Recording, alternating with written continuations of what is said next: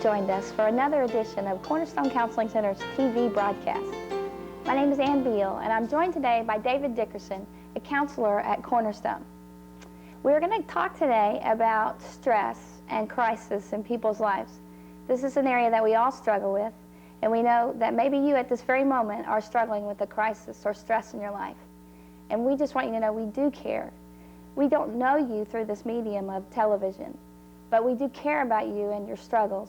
And we hope that you will join us for the next 30 minutes as we talk about a crisis in your life and just give you tips and let you see healthier ways to handle them. David, let's start by saying, do you agree that pretty much crisis and stress is inevitable in everyone's life? Oh, I think so, Ann. I think in everybody's life there are going to be times of crisis, and what we hope is that most people will have only minor crises in their lives, but it's inevitable also that at some point in time, almost everyone is going to have a major crisis in their life. We deal with that a lot at the counseling center, and I think it's important for people to be able to understand what is going on in a crisis time to them and around them, so that they can be better prepared to deal with them. Now, you've been counseling a long time. I think you said 25 years. Yeah, I have. Have you been at Cornerstone the whole time? No, I've been at Cornerstone since 1988. We formed Cornerstone just with two of us, and over the years we've grown to where we have 13 or 14 counselors on staff, but I've been in hospital situations and inpatient settings as well as in the private practice. So hospitals, you've really seen crisis. An awful lot of it, we sure have. People in the middle of stress. Yes, we sure have. Well, I'm so glad you've joined us today, because this is a topic that everyone can benefit from. And you're just going to go over the stress cycle and what happens to our bodies and just how we can maybe calm down, take some deep breaths, and give us some better strategies. Sure enough. Okay, great. You bet. How would you like to start? Well, I think one of the things that we have to, as we've talked about, is the fact that we can't avoid crisis in our lives. And one of the best things that we can do, if it's a minor crisis especially, is just catch ourselves overreacting to the circumstances. And sometimes the best thing that we can do is simply just to catch yourself, take a deep breath, just hold it for a second and just blow it out then, and just say, okay, how can I cope with this, or how can I respond to this rather than react or overreact? It's probably one of the best ways to deal with one of those day in, day out kind of minor crises that we have in life. But when there's a heavier time of crisis, I think then we have to really take a good, honest look at where we are and who we're with, and make sure that we seek out. Sometimes we even have to seek out help, whether it's with a family member or a trusted friend, a clergyman, or a professional counselor. You know, I know that when a crisis hits, usually the first thing that I do is I panic a little bit. I mean, and then I catch myself later and I start calming down. Okay. Yeah. Calm down.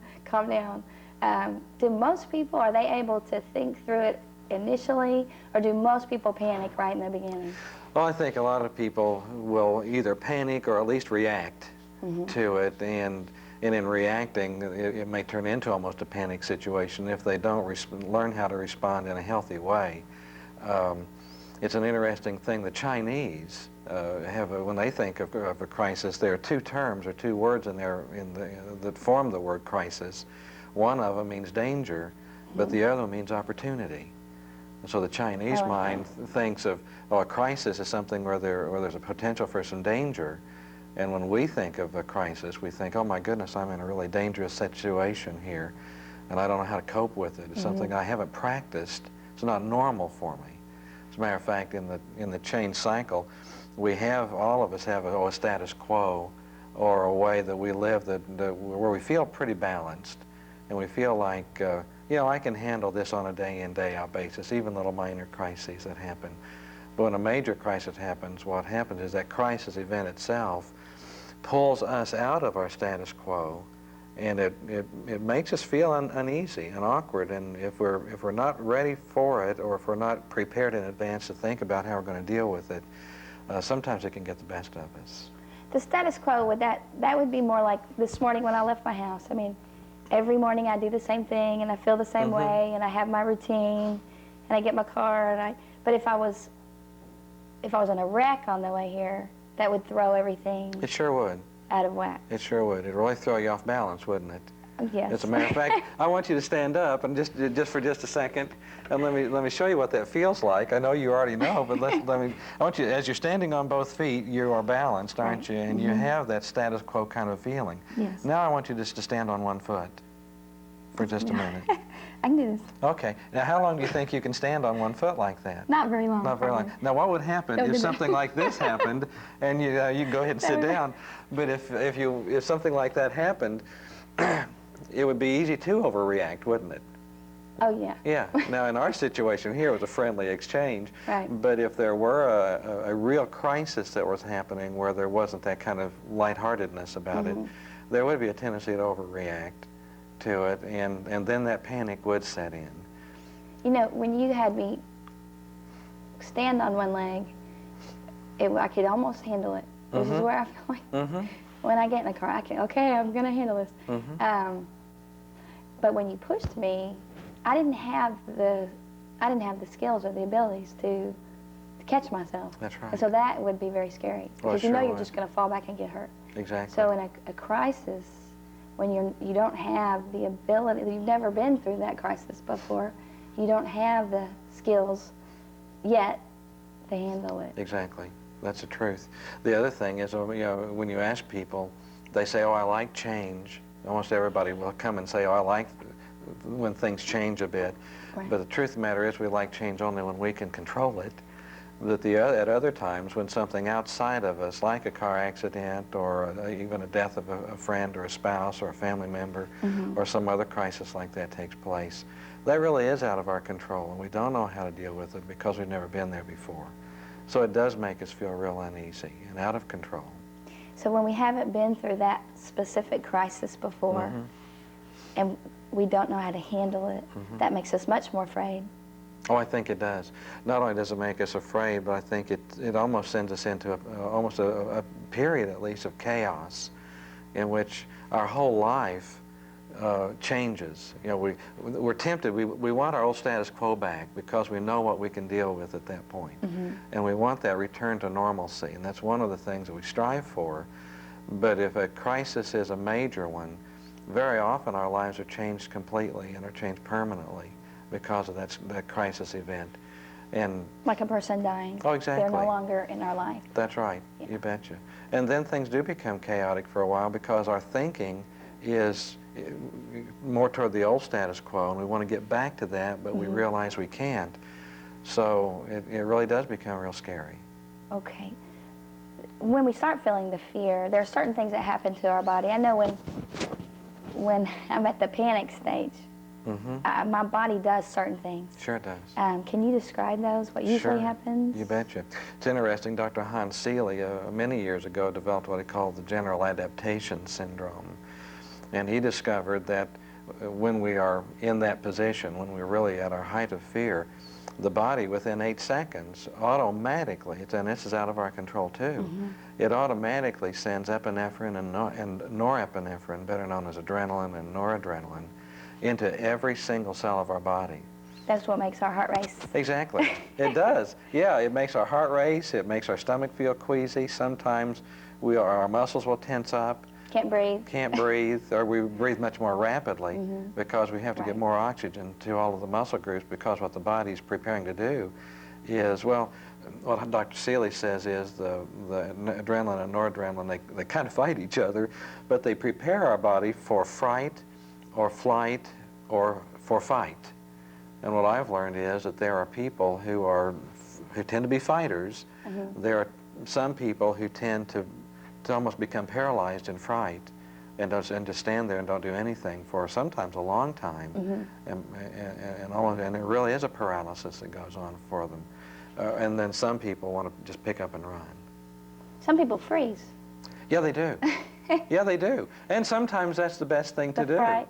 I know that I have to remember when I'm in a situation that I've experienced before, and I have a person there who's never experienced it, and they freeze or they get frightened, they just freak out. And I'm sitting there going, no, we need to do this, and I'm frustrated at them that they're not acting. I'm like, no, we need to do this, we need that, calm down. And I have to remind myself that, You know, they've never been through that. That's and here right. I am. So if they had seen me the first time I'd gone through it and I was frozen, but I'm trying to be real smart and go, no, we need to do this, we That's need to right. do that. And it can be frustrating. Oh, it can be enormously frustrating for not only the person who's experiencing it, but for everybody around them. And I think that's one of the times when we really need to just gather ourselves and realize that, gosh, this is something new happening to them. And if I've been through that, really I can be a good coach or a good mentor for them, but I have to be patient with them because they're going through that at that moment, and they're going to handle it differently. Everybody handles a crisis or stress in different kinds of ways. And if I've handled it one way, I typically want everybody to handle it the way I want them, the way that I did it, as far as that's concerned. You know, and as a counselor with our clients, when they get in the fright stage, it's our job to help them, you know, breathe deeply, Exactly. think clearly, to talk them through that. Right. And so it's fight, fright, or flight. or flight. Right. Okay. Right. So it would be like fight, freeze, or run. Or, Yeah. So fight, Yeah, fright, basically. flight. Okay. Sure enough.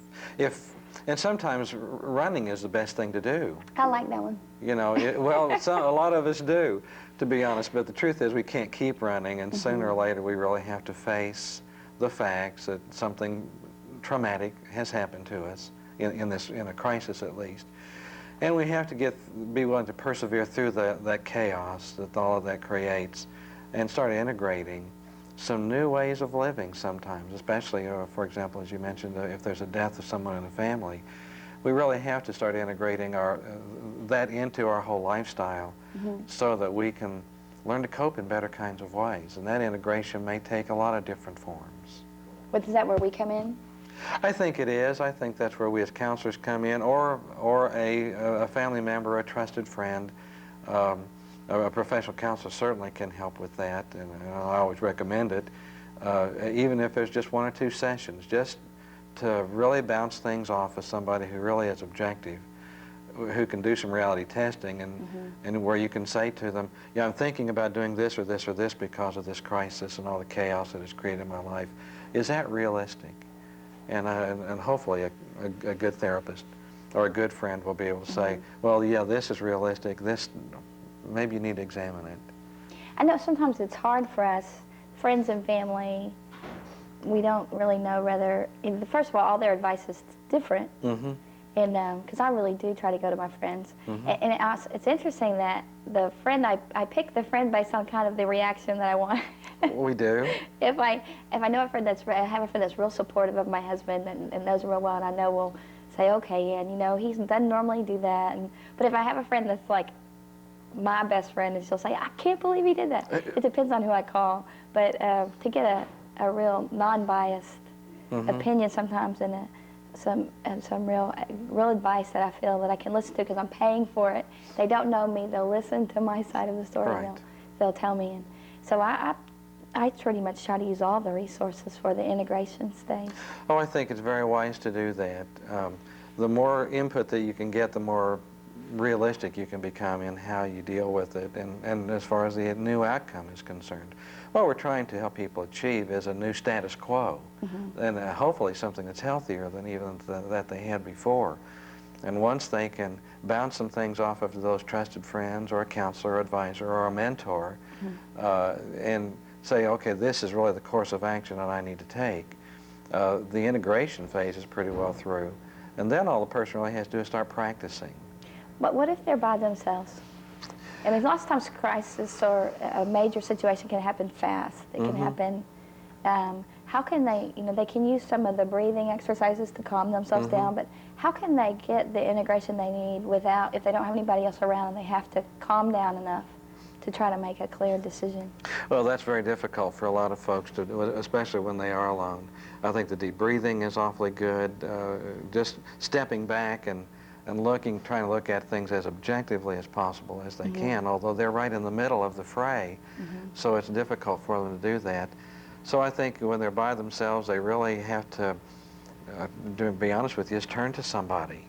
And if they don't have a friend or a family member nearby, You know, if they did nothing less than look in the phone book for a nearby, church or a counseling center or something like that. There are crisis hotlines that are available, and I think that's one of the biggest fears is, and we don't like talking about this, is when a person is alone and they're going through all that, sometimes there is a thought of suicide. Yes. And the first thing that they need to do is to pick up the phone and call a suicide hotline or a psychiatric hospital or a counseling center and really work through that. Because it's hard to get perspective when you're in the middle of a crisis. Oh, it's impossible. And it's hard to see the big picture, and they'll choose a long-term solution to a short-term problem. So the breathing's helpful.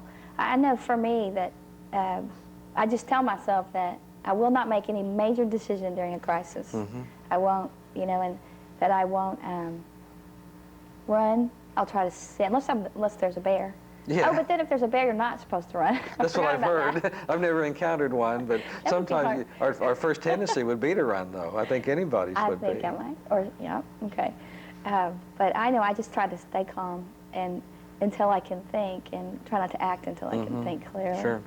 Any decision that's made in a time of real heightened emotion is probably not going to be the best decision. It's more of a short term. It really is. Till you get to where you can get help. Sure enough. Okay, what's after integration? The practice? Well, yes, if a person, once they decide on a course of action, then what they have to do is just start practicing that.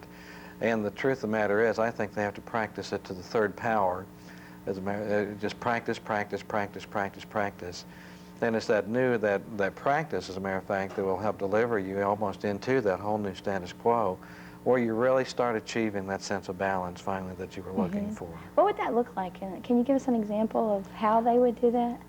Oh, I think that, for example, if there's a loss of a loved one, for example, and they've worked there all the way through the chaos, and they've decided through the integration phase that they're going to become actively involved in, if they're alone, for example, but they're going to become actively involved in some volunteer organization, or they're going to go to work, go back to work perhaps, or something like that. Then it's just doing that. It's getting up every day and saying, okay, this is Wednesday, it's my day to volunteer at the library, so even though I don't feel like it, and that's a big part of it, even if I don't feel like it, if I've decided it's the right thing to do, then I have to go ahead and do that. And that practicing doing that, as a matter of fact, I believe, makes those feelings come around, because it becomes more familiar. We do know what to expect, and then I think then we do arrive at that new sense of balance. I know that one of the things I see often is, we have someone who's learning new ways of dealing with life and learning to be stronger, and yet when a crisis comes, they immediately, jump back to what they used to do, which was either run, not talk to anybody, or say they want to kill themselves, and they're not thinking with their new acquired skills. They're not thinking about, okay, I'm healthier now, and that's when I was a child, or that was when that happened to me, and I don't need to do those things anymore because I can talk to my friends, or I can.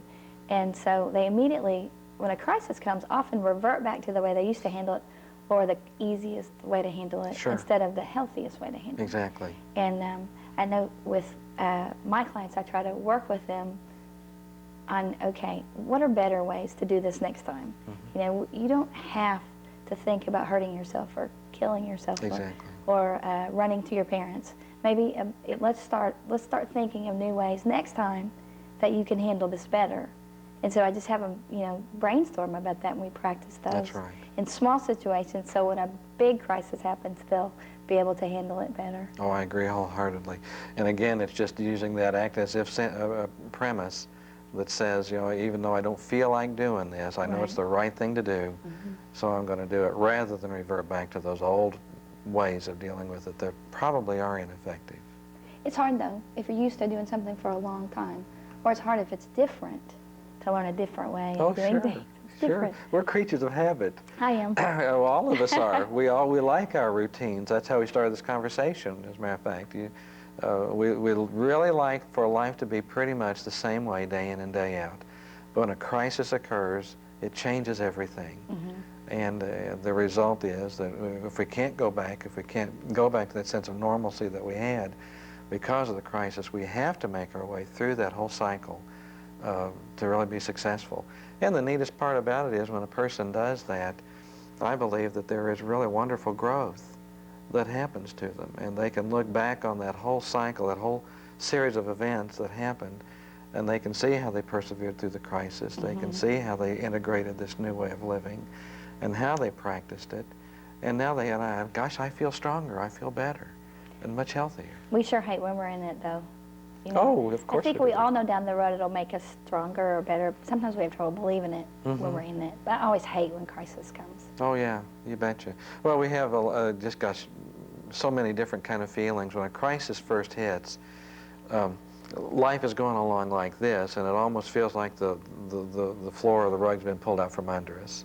Yeah. And we almost feel like we're falling. And there are feelings like numbness and shock and denial and anger and emotion. Just a lot of emotion happens that way with folks. And, when you're falling, as in the illustration when I had you stand up, there is just a tremendous feeling of uncertainty. So we have all of those feelings that are just real hard to deal with. I know what was real helpful to me was to know that there's a process. When I'm in a crisis or something real painful's happened, it's helpful to know, okay, I remember when I started feeling, when I was angry, I held on to that for a long time, and then I got to because I had a friend die, once I got past the anger, I just felt real sad for a while.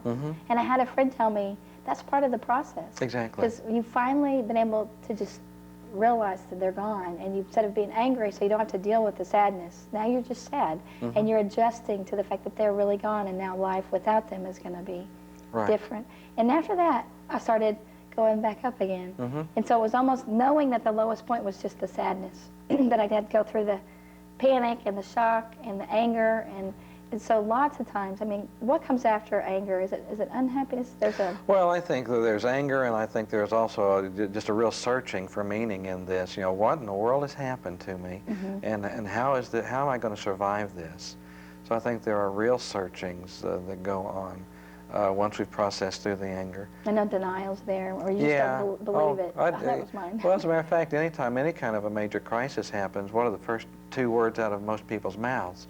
Oh, no. No way. Or I can't believe this is happening. And that's just one way of denying the reality of what's happening. When do you start getting better? Because I noticed you said on your chart there's the panic stage and all that, but when you start getting better, how do you know when you're starting to come out of it? It's a good question. I think the first I want to run back to just one thing you said very quickly is the fact that it's okay to feel sad and to do that heavy sorrowing or grieving as far as that's concerned. And I think that's one of the ways that you know that you're getting better, because you're coming out of that. You don't feel quite so sad, you don't feel quite so mournful, and you can start looking ahead rather than looking backward. I think that's a tremendously important thing. There's some feelings of loneliness that we experience, but I think even with that, I think we start also seeing that we're getting back into circulation. And instead of just sitting by and looking out the window and feeling sorry for ourselves, and being lonely, is the fact that, okay, I'm going to get back into circulation. I'm going to get back into my social group or my church group or even family, as far as that's concerned. And we start getting back involved in life. But we're different now, aren't we? Oh, I think so. I think so. With this loss, we have changed. So we really and truly are a different person. But I think that if we will go ahead and give ourselves the freedom to just say, okay, I am at this point in the process, and I know that this won't last, and go ahead and experience it, but then start working through it, really does become a very healthy thing to do. So just go through the trial to the other side, and then it'll be better, and you'll have growth. Well, as a matter of fact, I believe so. As a matter of fact, I think that once a person has experienced a crisis and worked all the way through it, if they hadn't experienced a crisis, life would have gone this way, but all of a sudden, because of the crisis and the success they've had in working through it, I think they're working even on a higher plane. I think so, too. Oh, yeah. I know that for me, I feel we just moved, and it wasn't a bad crisis. It was a good crisis, but there was stress. It was very stressful, and it fits into your cycle of, we were in our old house, and we did the move, which was very stressful, and we got in our new house. And right about now, we're starting to be there, and things are better. But it is very different. Oh, and sure. our whole life is different. We're in a different place, a different location. We don't know people, and so we're starting to try to get plugged in. And the kids are meeting friends, and so everything's calming down. So you can have stress and have a time of very high stress, even when it's a good thing, and you still somewhat go through the process. Oh, you really do. You really do. It doesn't have to be a traumatic kind of a thing that happens. It can be something wonderful that's happening, like moving, or even starting a new job, or a whole new career, or all kinds of things. There is going to be stress, and there is going to be this whole cycle of having to change and work through it. What are some ways that you think a person, when they get back to their new status quo, when they get to their new status quo, that can really help them be stable, so that the next time a crisis comes, they'll be able to, the one that they're not familiar with? Because I feel like you can learn things, even if it's a different crisis next time, that you can learn how to be calmer, maybe not panic as much. Can you think of ways for them? Oh, I think so. I think 2 or 3 things that come to mind immediately. One is to just take a good look at themselves and see how they've grown, and even look inside and themselves, and say, I struggled for a while, but I really did work through that quite well, and I think it's just feeling a little bit better about yourself, or maybe having even some nice self-talk. It's always a topic we can keep talking about, because stress affects many people, and there's many ways it affects us. We thank you for watching Living Well.